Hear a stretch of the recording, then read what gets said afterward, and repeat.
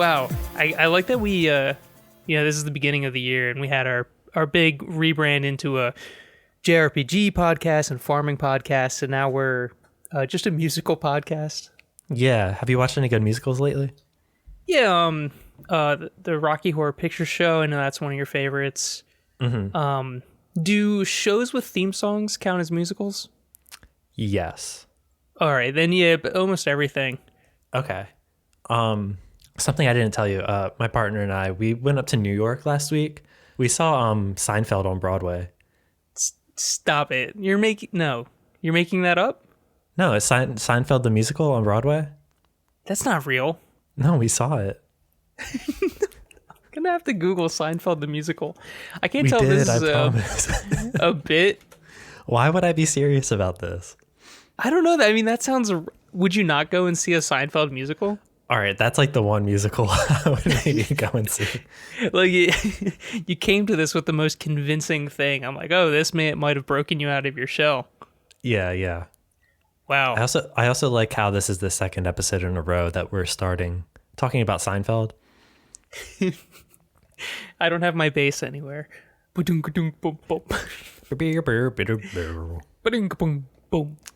Wow, good stuff. Hey, episode 27?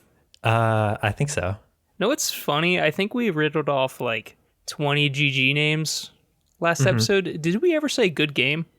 Like what the like letters gamers usually mean. Yeah, like what gamers say? No, that's too obvious. I can't believe we didn't say that. Yeah. Well, you can use that one too if you need it. Yeah, so welcome to Great Grandpa Advance. GGA baby, what's good? Goofy Goobers. That's like it. Copyrighted. Hey, you playing anything? Yeah, typically. That's good. All right, so thank you for listening. But yeah, I think I've been playing some stuff this week, and it sounds like you've been playing some stuff this week. But have you been leaning more into our farming brand or our JRPG brand? I would say exactly 50% each. Oh. I'm getting back into Stardew Valley, or I should say like for the first time, kind of. Oh, okay. I'm still waiting for my Stardew Awakening, but what cracked the egg? What broke an egg? Nope, that doesn't mean anything. What piqued your interest this time? Mostly like the year of farming, I guess. Okay. Since we boldly proclaimed that 2023 is the year of farming, I thought I should try to get back into Stardew Valley. Because I've always had trouble getting into it for no reason at all. Same. Yeah, like it doesn't click. Yeah, I like actually played Harvest Moon on like the GameCube growing up. Good shit. And like I'm in my 4th year of like gardening IRL, and I hate Walmart. So like yeah, this shit should be for me. And I think I realized why I like it now than I did before. I was too worried about like the social pressure of Stardew Valley. You know what I mean? Yeah, there's every single person has a meter, and they all want stuff from you. Yeah, and I don't remember anyone's names, and like being like an introvert in real life, I didn't like care to really get to know everyone, and kind of still don't. And I think that's okay to just play like a lonely Stardew Valley run. Yeah, be that hermit on the side of town that just wants to sell their beets. Yeah, well, for me, it's kale, potatoes, and green beans. That's what I'm farming. Ooh, lately. What's making that sweet profit for you? Which of those sells for a lot? Or well, you just put them in the box and forget about it? Green beans, they produce multiple times over the year. Cool. So that's probably like the cash crop, just because like, I don't know, I've gotten like 4 waves of green beans and I don't have to like buy more seeds. Okay. Cost effective. Yeah. So how far did you get into Stardew Valley when you would try to play it? I did play through at least a season. I know there's like a shitty house at the edge of town where you can kind of it's been so long since I played it, but there's like little unlockable things in there that sort of act as, I guess, this, how you would quote unquote beat Stardew Valley. Like the community center, right? Yeah, like putting that thing back together. Mm-hmm. But yeah, I played through a season of that, but I was definitely more trying to follow the social stuff. So I was just getting to know all the people, and they were kind of guiding my farming. Right. And I understand why they're there. That's just what I know. I'm like, all right, I need some sort of structure. Yeah, yeah. I'll say, like, aside from just like the constant farming, I'm pretty interested in like how the JoJo Mart stuff progresses. Because that's kind of like someone plopped the big corporate retail store in the center of, small town, independently owned shops. And that's messing up everything. Yeah, and the small shops are like having trouble. And I think you can actually do like a pretty evil run of Stardew Valley, if I'm not mistaken, where you do shop, you buy everything from JoJo Mart, and the community, I guess, is just like ruined. Whoa. I'll have to look that up. That sounds fun, but I wouldn't have the heart to do it. I can never do the bad choices in video games. Like the Renegade run? Yeah. Every time I try, I'm like, all right, this is the time Commander Shepard's going to be just an evil, evil person. Yeah. And like the first Paragon option comes up, and I'm like, I can't do it. It's Paragon time. Yeah, yeah. Yeah, I don't know what doesn't really... It never lands for me playing Stardew, and I've tried... Like, I own it on every console possible, except for phone. I think it's on there too. Yeah. But like, I bought it 3 different times now, and I just don't... I don't finish it. Have you ever gotten into any other farming game? So, for this episode, I've been playing one. Okay. But I'll start with other farming games first. So last year I was playing Rune Factory 4 because that remake came out on the Switch. That's fine, but it's like the farming is super light. Like you have a little plot of land behind your house, and you kind of like sort of like how Harvestella did it. Like farming is just a way for you to afford potions and like make friends. Like it's not the primary objective. Yeah, it's just like an objective. Right. And I do like that kind of balance. I mean, outside of that, I mean, like, I guess Animal Crossing and, of course, Farmville back in the day. Farmville was like, Farmville was everything. Insane. I can't believe how many people I gave my Facebook password to just to, like, harvest my cherries that I planted when I knew I'd be busy in 4 hours. Yeah. But for this episode, there's like a million things on sale right now on Switch. Okay. So I picked up Cozy Grove. Cozy Grove. I feel like I've heard of that. Yeah. So I thought it was just like a little like the main character, like you can kind of customize them, but they just look like a Cub Scout or a little Boy Scout. Okay. So I kind of thought it was just like a little camping game. But like once it starts up, you just land at this kind of rundown looking campsite, and it starts revealing like what the plot is to you. So you're playing as a spirit scout. You're a scout that's sent to places that are haunted, and you're there to help the ghosts like go to rest. Ooh, I like that. Yeah, so you're on a haunted island, and actually in like the middle of it, you have a Calcifer ass like house moving castle fire that is kind of your companion there, and they point you in the right direction. And so like right off the beginning, they're like, click on mounds of dirt to start collecting stuff. And like most farming games, you're just getting sticks and and twigs in the beginning. Yeah. I can't think of any more words for sticks, but yeah, you just collect random stuff, and they kind of point you in direction like, hey, there's a spirit at the edge of town. So you go and talk to them, and usually the areas that have spirits are just covered in like monotones and grays, and once you actually start talking to the spirit, you can do like tasks for them and bring them things, and it lights up the whole area, and your campsite kind of comes to life, and you get more areas to customize and make more friends with ghosts. Yeah, so I thought Harvestella would be the farming sim for James, just because it's like JRPG X farming. Yeah, me too. But I think Farming X Haunted Island is actually the farming sim for James. That's the move. Yeah. And I don't have a total read on it yet, but it seems like everyone was a bear. Like all the ghosts were bears in real life. But their spirits kind of come back weird. Like the one guy who gives you your fishing rod, it's he's now a bear slash seagull. So he's like this big boxy guy with a beak. And I guess it will probably reveal why that is as I learn more about this spirit. But everyone just has like a heart meter over their head, and as you keep doing stuff for them, you'll eventually either put them to rest, or I guess they're friends or something. I don't know yet, but it's a really good hook for me.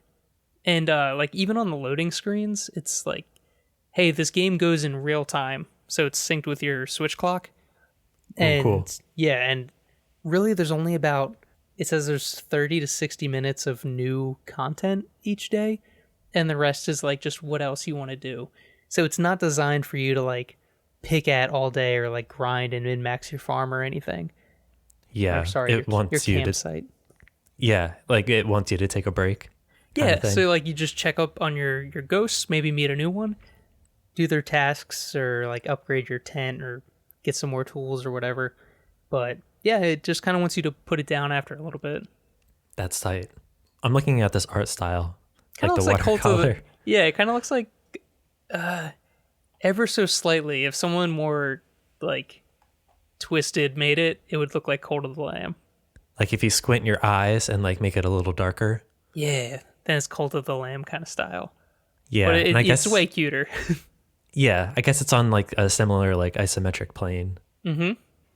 One thing I will say, it might, I don't know, I'm playing on Switch Lite, and it's dropping mad frames, the big FPSs. What are we talking, like 45, 47? It just Did you count them? It just does no frames for a little bit. Gotcha. It takes a second to catch up. Weird. Yeah, but it's fun. It was like $8. Dang, I'll have to check this out, but maybe on my PlayStation 5, because dude, I can't stand low frame rates. Yeah, man. What's up with the Nintendo Switch? Like, get with the times. I need V-Sync. I need 144 hertz. If it's not at least like 53 FPS, like my eyes start bleeding. Yeah, if it's not capped at 30, like when you see an angel in their pure form, like their seraphim form, and your eyes burn out of your head? Yeah. That happened to me last week, actually. Yeah. At the Jerry Seinfeld musical. Yeah, Kramer was a 1,000-eyed winged angel. Yeah. Oh, goodness. But yeah, usually some Visine clears that right up. Yeah, definitely. Man, good game. Beans. Oh, beans. So I claimed that I did 50% farming, 50% JRPG. Yeah, I was kind of working on a transition to that, but I couldn't figure one out. I tried the Piece Odyssey demo. Oh my... What? Yo, so that wasn't on my agenda at all, but that was literally the thing I played this week to bring to this episode. Yeah, you're the One Piece guy. I am the One Piece guy, but I'm happy you have now become One Piece adjacent. Yeah, I've always liked One Piece from afar, I think. I've watched like 2 or 3 seasons maybe of the show, and every time you just had it on, I was like, yeah, this is tight. I should get into One Piece. Yeah, just by proxy, I've infected you with the One Piece. Yeah, and the idea of like a pirate RPG sounded really appealing to me. What did you think of the demo? So... It's tough to do, right? Like a licensed video game is always tough. Yeah, I think I appreciate what they did. So yeah. I guess to get the bad out of the way first. The demo feels very clunky. There's a lot of loading scenes between not very big portions of land. So maybe that's just a problem with this like opening tutorial area they're trying to get you through in the demo. There's a lot of like exposition they're trying to get you to see. But for the most part, it does feel pretty clunky, and it's kind of feels like an old PS2 game, but with good graphics. Yeah, the graphics are good actually. Yeah, it's got the right palette and everything, and the characters are there. Yeah, it has like the One Piece charm. The combat was is kind of confusing. Yeah, I had some issues with like the menu. I didn't really understand like who I was targeting. Like I Yeah. think because maybe Persona 5 set an expectation of like, hey, your UI can be like bonkers and stylish and tight, but it has to still be like readable. Yeah, and that's the thing that I guess, like, looking at screenshots for the game, I was like, whoa, this UI looks incredible. Like, they kind of got this, like, stylish interface down, and it, reminded me a little bit of how Persona 4 works with its UI. But all they had was the good appearance down, as where it's not too functional. Yeah, the usability is tough, I felt. Yeah, and it's like, I think what I figured out kind of late into the demo is that when fights start, like your party is kind of split up, and you have Into to like do different zones.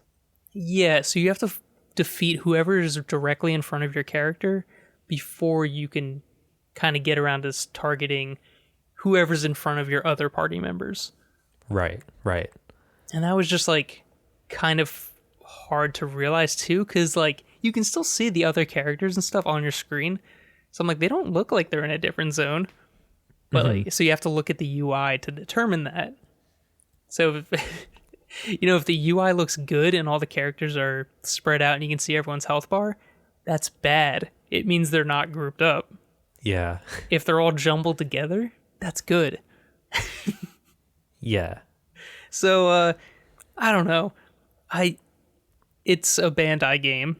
They pump out a lot of licensed anime material, and sometimes it feels like there's a little too much of it. But their games go on sale a lot. So this is one I do plan on picking up when it's not a full price game. Yeah. I feel like that's the play. I don't know if I will personally. I mean, it's a busy season for long JRPG winter. So right now I'm not anticipating it, but it's not making it into the winter schedule. no, maybe a summer game. Yeah. Yeah, which I feel like fits One Piece better. That's like it's like a summer vibe. I think what I kind of decided is that this game cannot be on my backlog while I'm playing Dragon Quest XI. Yeah. Because Dragon Quest XI does it all right. Yeah, I was wondering if it would be like mean to compare and contrast it to Dragon Quest XI. I feel like you have to. The game looks like it's taking a direct inspiration from how Dragon Quest XI really, obviously Dragon Quest has always been kind of popular, but that game specifically is like the go-to if you're new and trying to get into the series. Yeah. And the success of that, it kind of looks like that's what One Piece was hoping to do. Because there's a lot of One Piece games, but they're either like a Mosu type game, or they're, like made up story kind of hack and slash. Yeah. Nonsense games. But what this game does get right is that the cast of One Piece is in it. Yeah, and like if you're a big enough fan of One Piece, that might just be like enough. Yeah, all the charm and like character is in there. The story's probably fine too. There's going to be like a bunch of retellings of like classic One Piece arcs, and they kind of do something interesting with one of the characters' powers, because everyone shows up on the island in this demo, and you're Luffy. It looks like they're probably fresh off of getting out of Fishman Island based on what they're wearing. So they're I'm so glad you can like detective work your way into that. Yeah, it's cool. They show up on the island and they're beefy, but the new character has a power to basically remove people's abilities. And since a bunch of like shithead pirates have been showing up on this island, her go-to is to remove their power, which scatters their abilities, in these little cubes all over the island. So quickly everyone becomes weak, and then it fits this JRPG trope of you go around collecting skills and leveling up your abilities. So I think that's pretty interesting too. Yeah, I feel like I was kind of disappointed when the demo started and I had like a full laundry list of abilities and I was like level 40 something. Yeah, I was like, wait, is this like one of those demos where it's just showing you something from the middle of the game? But no. Right. Yeah. I had kind of missed the I kind of like in games like this when you start with nothing. Like I'm still playing Dragon Quest V and like I don't even know how to read yet. If I go up to a sign it says like, "Oh, Richie tried to read the sign but like he doesn't know how to read." And I have like 2 spells and yeah, I mean they do the almost like Metroidvania type thing where it's like, yeah, you get your abilities taken away. Yeah, that was a big thing in the original like God of War trilogy. Yeah. There was typically that's it. always something to bring Kratos back down to Earth because you'd be fresh off of, killing a god in the previous game. So then going into a new one, they're like, well, we gotta kind of dumb him down a little bit, Yeah, yeah. kick him off Mount Olympus. Um, I also, I think you shared a screenshot of Dragon Quest V with the I don't know how to read bit, and so I was playing that on my modded 3DS. Thank you. And Don't brag. oh, thank you. But yeah, I ran into that sign, but it was maybe in like the first cave where it's like it looks like a warning song, or a warning sign, but James doesn't know how to read yet, so he doesn't know that. And I just wish I don't know how to take screenshots on that thing. So Yeah. I was like, damn, I don't really feel like taking a picture of my screen right now. Yeah, I don't know if you can do that on the 3DS. There's a way, but you probably have to like, then take the SD card out of your 3DS and then upload it to your computer. You have to fax it to yourself. Put it in the cloud drive, yeah. Yeah. But that's to go to say, I think One Piece has a good power creep that they've made a part of its story. You say maybe Dragon Quest does it a little better. Yeah, they're the pros. Good game. Hey, is Chopper the same voice actor as Morgana? Yes. Okay. Tight. All right. See you next. All right, we'll take a quick break. Yeah, let's take a quick break. Yeah, we'll be right back.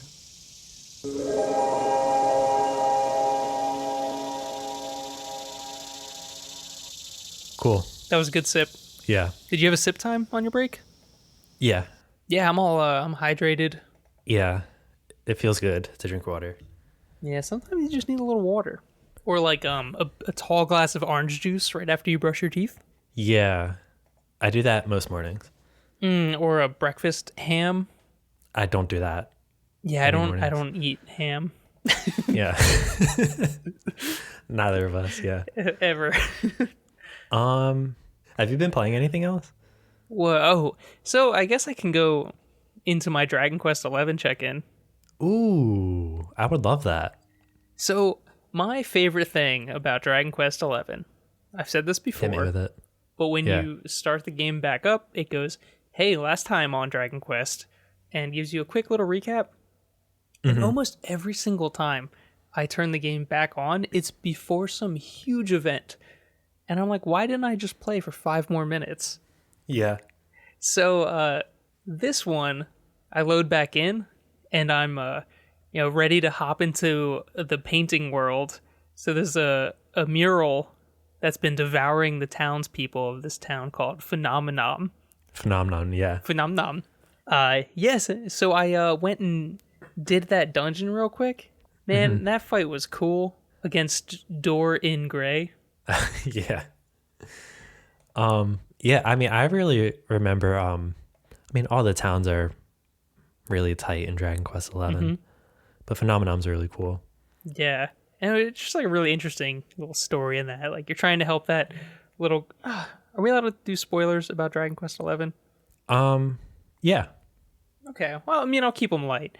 You're trying to help a little girl find her family. She's not who she says she is. And it leads you into this mural that the whole town is like, whoa, we got this good luck painting in a cave, and it's awesome. So They used it for tourism, right? Yeah, they were like actively getting more people to look at it. Yeah. But the painting itself has been devouring people. And you could see in the mural that there was just more people, essentially being drawn on the mural. The tourists. The tourists were just disappearing onto the mural. But you finally unveil the plot, what's really going on there, and it leads to a very cool boss fight against Dorian Gray, which is a fun little Dorian Gray reference. Pretty ham-fisted one, but it's cool. Most of them are ham-fisted, aren't they? Yeah. But that's the charm. I really liked... So going to that place, I kind of skipped a lot of... there's a lot of trash on the way. Is that what you call enemies? Mobs, trash. Beloved monsters. Yeah, beloved monsters. I love them. That's why I don't fight them. Yeah. Well, actually, I stopped to fight every single Jocules. Jocules? Yeah, it was like... Or maybe Jocules? It's either a play on Hercules or Achilles. I couldn't really figure it out. But it was like the biggest guy in that mirror realm. It's like a huge four-armed muscle guy. Oh, yeah. Mm-hmm. Yeah, but they just looked like they probably were worth a lot of experience. So I fought every single one of those I ran into. But I sort of just beelined it to the boss, and it was a pretty easy fight. Yeah. But all my guys are like level 30 right now. But after that, I now have a key that lets me unlock all those like countless red doors I've seen all over the map. Nice, yeah. I don't know where that puts me in terms of the story, though. Yeah, I'm kind of dancing around things because I don't remember exactly where in the plot that is. Yeah. Do you remember where you have to go next, or did you get that information? Rab, the old guy I was dunking on last episode, or Justice for Rab. Yeah, so yeah, fuck Rab, but Rab. he was just kind of like, go to Zwardust. I believe I saw one of those doors there. Okay. So, or he gave me 2 different locations where they had these red doors. Are you still hunting orbs? I thought I was supposed to get the last orb from this painting, but I got a key instead. Okay. So yeah, maybe I'll get an orb from one of these red doors. Yeah, I mean, I don't think it's a spoiler to say. Mm-hmm. Yeah, you do. It should be the last one though. Have you been to Sniflheim? Whoa, I don't think so. Okay. Would I recognize Sniflheim? Based on the town name Sniflheim, what do you think it is? Stinky. Okay. Or it's a bunch of noses with legs. Sniflheim. Is it a Viking town? Mm-hmm. Mm-hmm. Is it... Here, we'll get there, but I won't say any words. Okay, great. Stinky Vikings. Sniflheim. Thinking like Valheim, so it's got to be like a Viking lands with noses. Is this fun? I don't know. It sucks.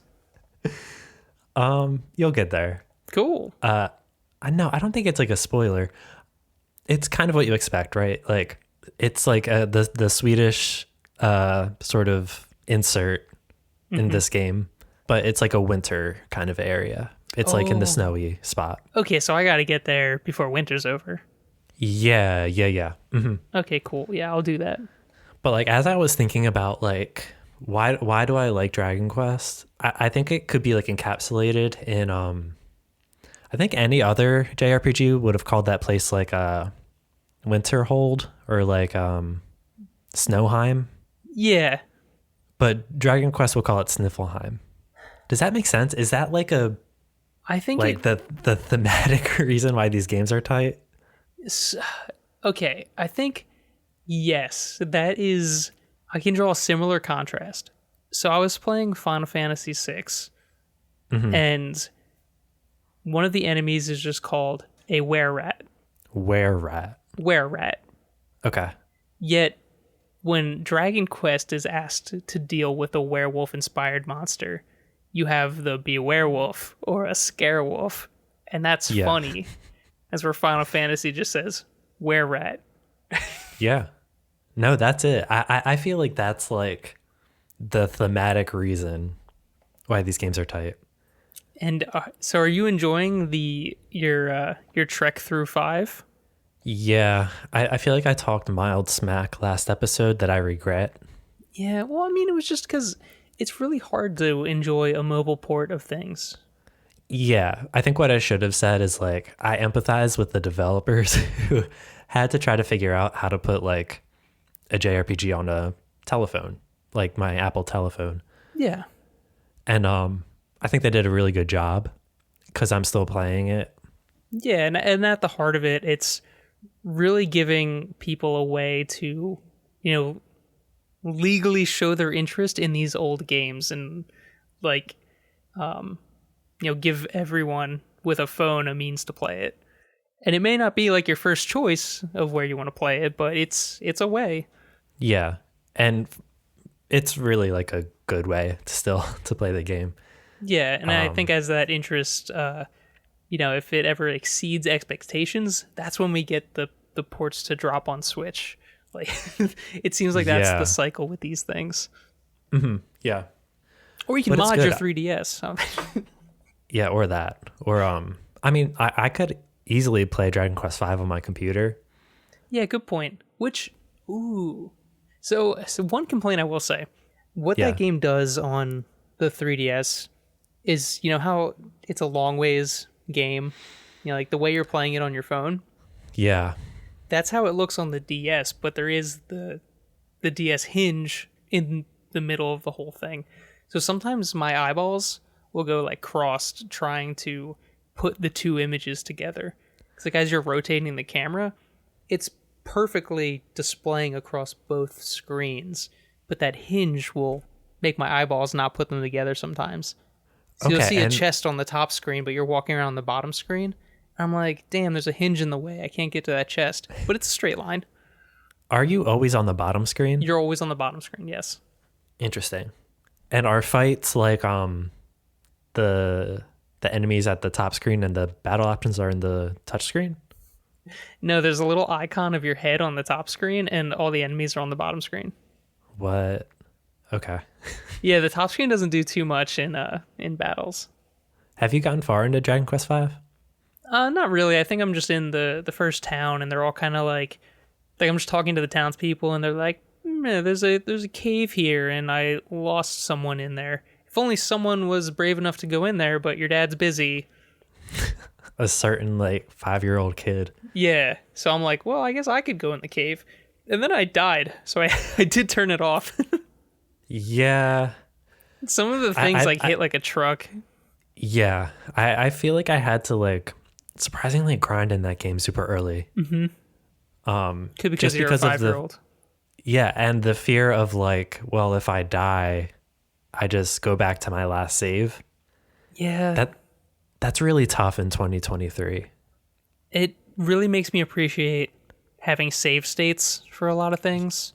Yeah, totally. That's like how because originally I was playing Aria of Sorrow on my DS, which it's really just running off like the native GBA Virtual Console. Mm-hmm. But the classic edition on Switch actually lets you save anywhere. So I just create save states in front of boss rooms. Yeah. And that's been a much more enjoyable experience. So I'm like, I don't need to grind Castlevania. I'm just doing like the mechanics wrong. Yeah. Yeah. No, I mean, save states would go a long way, I think. And like one other gripe is like, or maybe this is just, no, I mean, this isn't a gripe. This is just the nature of like playing a RPG on a telephone. In 2023. In 2023. Like if I'm lost, I like want to just like find a guide on my phone. Mm-hmm. But like because of the save states, I'm so worried. And I don't know exactly how this happens. I feel like if I just like switch to another app and like stay there for too long, Dragon Quest V will just turn off because like it can't just like be running a video game in the background all day. Therefore like losing any progress before the save. Yeah, it's like, and I think that's just like a symptom of us kind of being spoon-fed a lot of like, the quality of life improvements have come so far in JRPGs where going back to the classics, you kind of go, dang, I really do miss all these the modern features. Yeah. I was having that problem in Final Fantasy VI as well. That game wasn't as punishing, it felt like, weirdly enough, where like the themes were a lot more serious than Dragon Quest V, but the combat was a lot easier. Yeah. And if we can go back to One Piece Odyssey for like a brief moment, I found myself really missing auto battle. They do have battle speed, at least. Yeah. Hmm. That was okay. So you set those things to fast. But yeah, I like how Dragon Quest XI does auto battle, where you sort of set specific people to automatically fight. Yeah. And if you're daring, you can set yourself to automatically fight too. Yeah. That's, I don't know. I really I still want to keep playing a lot of these games, but I think I do need save states in 2023.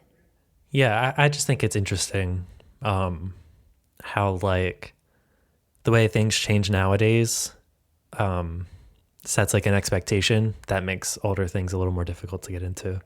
Yeah, and kids these days just don't understand. Kids these days, they need save states and like auto battle. I think we are in like, I think we're allowed to kind of complain about these things too, because one, honestly, games, as long as you're enjoying the game, that's the way you should play it. But I mean, we also, I think, come from that Blockbuster era where I didn't have a memory card for a long time. So I would rent a game from Blockbuster and have to keep my PlayStation running for days, if not weeks at a time, until we returned the game. So I'm like, I have no way to save this. No, I would rent Majora's Mask and like just walk around the town and then not make it to the part where I turn back into Link and then return the game. So you would just walk around as the Deku Sprout? Yeah, I never had enough time to like progress in Majora's Mask. Till Papa Blockbuster came bursting down your door? Yeah, and I would like re-rent Majora's Mask and there would be like a different save file on it where they're definitely like human Link, and I'm like, well, how did you do that? Oh, that brought back something I completely forgot about renting games, is like getting a glimpse into other people's save files. Yeah, fascinating. And I'm like, damn, Kevin really beat the hell out of this game. Yeah. And you walk around their file for a little bit. Or like getting old Pokemon games too. Like seeing what like people's teams and things on there. Because that was always a thing, like they made it really convoluted to delete files in like maybe Gen 3 through 6, maybe even now. Like remember how it's like kind of hard to delete your save file on older Pokemon games? Yeah, there's like a specific button press you have to do. Yeah. To wipe your game. And you can only have one file. So it's like you would always, if you were sharing games or renting games, you'd always just see other people's save files. And it was beautiful. Little time capsules. Then you delete it. Yeah, no, so what you describe as beautiful, I describe as like pretty like melancholic. Like this person gave up their game and you creep into their file and like maybe they name like a Pokemon that they like a lot. They have a team. That's sad to me. Yeah, it is kind of sad. I guess I like, so I bought Animal Crossing on the GameCube, but I didn't have a memory card, so I just like ordered a used one. And it did have an old Animal Crossing save file on there. And like, I don't remember the exact number, but like these villagers had spent, they're like, oh, hey, haven't seen you in what probably amounted to like 12 years or something. Yeah. And that kind of bummed me out a little bit. I think, oddly enough, at the very end of the Tim Rogers Boku no Natsuyasumi review, he does that thing where he bought like 3 different, I think it was the N64 cartridges of Animal Crossing. Oh, yeah. And like went into someone's town and found that experience to be really sad as well. Yeah, I didn't want to spend time. Like, I think it was one of those things where I immediately had to just bust out of there. I'm like, I can't mess with this right now. Yeah. Well, and like, in the nature of Animal Crossing, I don't know these villagers. I just know that they were someone else's time. Like, somebody else has memories with them. Yeah. So it was easier for me to delete the file after being inherently sad about it. Yeah, definitely. Sweet. It's a good note to end on. What's our bag now? What's our bag now? Yeah, just what's our bag now? How do we get off these shows? You can find me on Tumblr at Rich Crudell. Oh, I've got a place now. Oh yeah, tell me, where are you at? Yeah, so I jumped ship over to Mastodon, so you can find me on there at Beastmo James at mstdn.games. How's that? That's a mouthful. Is right? that the URL? Yeah, it takes a little bit to figure out. Yeah, that's what I've heard. Yeah, you have your at username at server. .games. Yeah, well, not everything is .games. I just happened where my account resides is at mstdn.games. Okay. But Sweet. that's where I'm at now. We're our account. We're all over the place. Yeah, we'll like centralize this at some point. But you know what? Just look at our YouTube for now. No, just click on things. Set the video to mute. Walk away. Tell your parents about us. Yeah, and I think with the rebrand, I think I changed our @ to GGA Podcast. Oh, that's pretty good. Yeah, At GGA Podcast at the internet. On the internet for sure. Expect Fire Emblem, I think, from now on. Oh, that's showing up this week, isn't it? I think so. Is it Friday? We do this. I think we've done this the past 3 or 4 episodes. We Googled when the Fire Emblem release date is. Fire Emblem, Engage, release. Yeah, it's Friday. Cool. It's exciting. I bought it like 3 months ago, so Yeah. it's just going to show up, I guess. Yeah. Oh, it's beautiful. All right, and hey, do we say GGs to sign out? Is that going to get us beaten up by gamers? Oh, geez. Yeah, probably. We're gonna we're gonna have to rebrand again. Yeah. Well, I'm just gonna say peace. you know what? That's what Murray from Sesame Street says. Murray from I don't know who that is. He's a crazy looking Muppet. He goes, peace. Really? Yeah, is that funny? That's You just quoted how modern. Sesame Street. Dude, this is literally just like Elmo and Gritty. the Gritty. I was gonna say that the dude in the trash can. Oh, Oscar? Oscar, yeah. Yeah, it's like Elmo and Oscar. I was thinking it was like... And Gritty. Yeah, it's like Gritty's son, Murray. And he says peace. He goes, peace. The next time on Sesame Street, peace.